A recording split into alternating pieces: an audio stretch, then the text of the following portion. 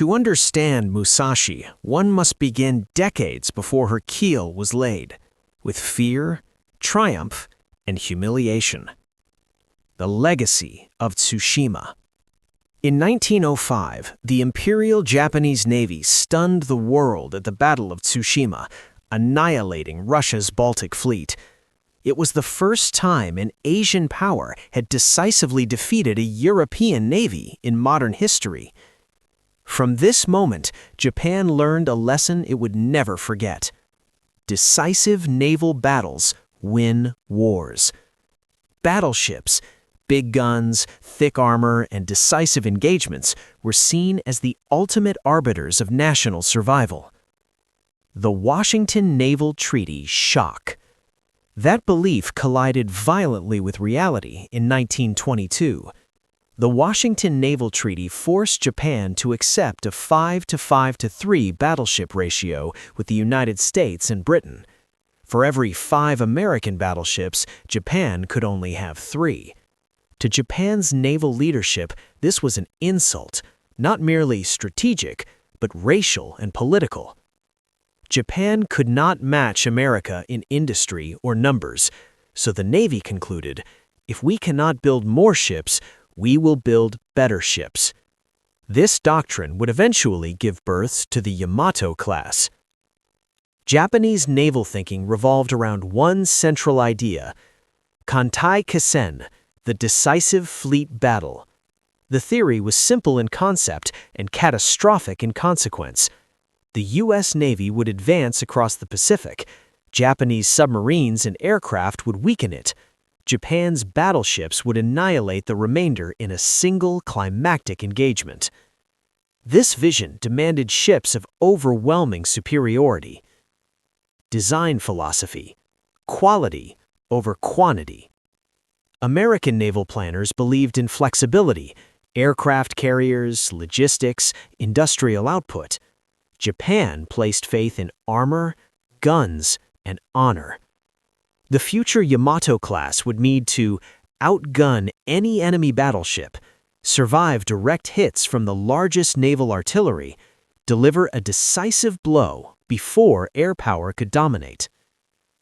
Musashi was conceived for a war already becoming obsolete.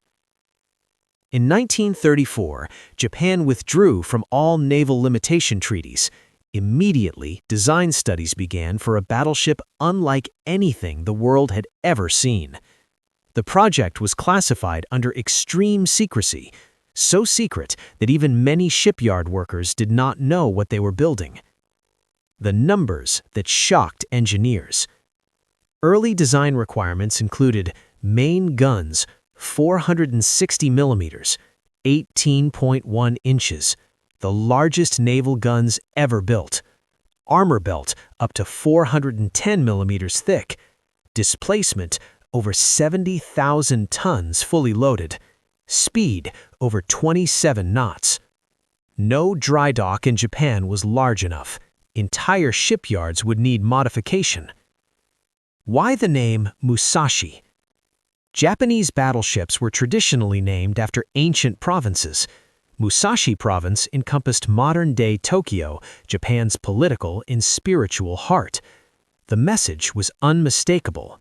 This ship carries the soul of the nation.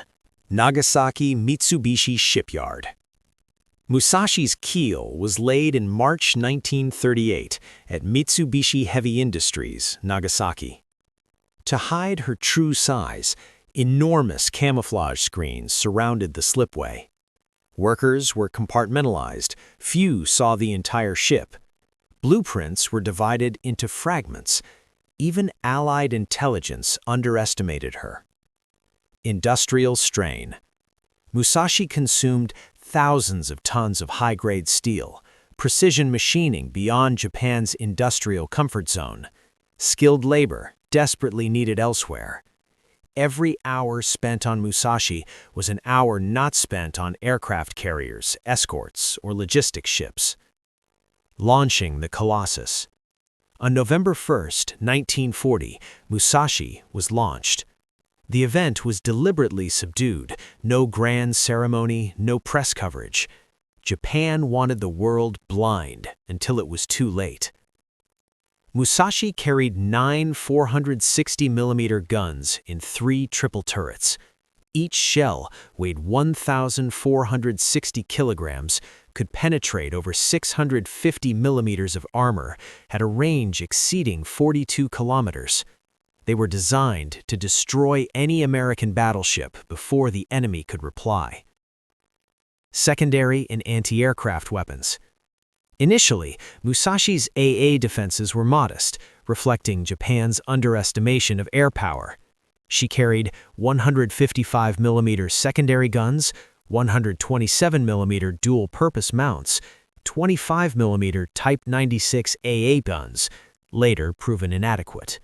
This imbalance would later prove fatal. Musashi was commissioned on August 5, 1942, just months after the catastrophic defeat at Midway.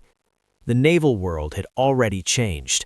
Aircraft carriers now ruled the seas. Yet Musashi entered service as the largest battleship ever built, commanded by men who still believed in decisive gun battle. She became flagship of Admiral Yamamoto, architect of Pearl Harbor. Ironically, Yamamoto himself would soon die by air attack, a harbinger of Musashi's own fate. Closing of Part 1. The Illusion of Invincibility. Musashi was a triumph of engineering, a marvel of naval architecture, a monument to national will. But she was also a prisoner of outdated thinking, conceived for a war that no longer existed. As Japan's empire stretched across the Pacific, Musashi sailed as a symbol of power rarely used, protected, preserved, and waiting for a decisive battle that would never come. In Part 2, we will follow Musashi into war, from her cautious deployments, escalating air attacks, desperate refits, and the gathering storm that would lead her toward the Sibuyan Sea. The giant had been built. Now history would decide her fate.